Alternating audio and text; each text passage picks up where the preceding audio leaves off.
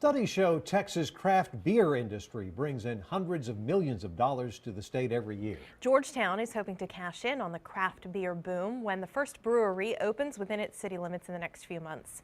Wrench Brewery is aiming to start production in late February. Until then, the brewmaster is finishing the build and waiting for licenses. In partnership with community impact newspaper, KXAN's Rob Scott takes us inside of a craft brewery in neighboring Round Rock to show us what Georgetown has to look forward to.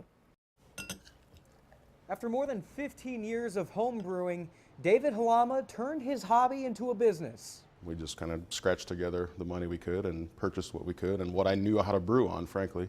The Blue Bonnet Beer Company is the first standalone craft brewery in Round Rock. David chose this location because of its untapped potential. We also saw, a need or a niche, if you will, that, Round Rock was basically underserved. There was no craft brewery in Round Rock. Craft beer is being served up more and more throughout the country, and the Texas Craft Brewers Guild has noticed expansion outside of major cities. The key is to connect with the community and build your brand. So we're seeing breweries pop up in more remote locations. The Guild had about 50 members in 2012. Just 3 years later, that number has grown to 120, including a handful either up and running or in the works in Williamson County. We like to say we're Round Rock's largest and oldest brewery, seeing as how we're the only one in Round Rock.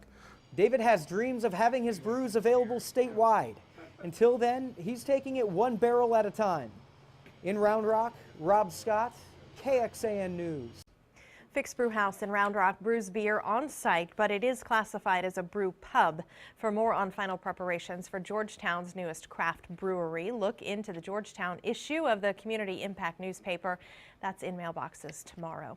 We wanted to find out if Georgetown or Round Rock offer any incentives for local breweries. City officials told us while they do not offer any specific tax breaks, they would be open to the possibility on a case-by-case basis. In 2013, laws were changed to help breweries compete here in Texas, but there are still some restrictions there.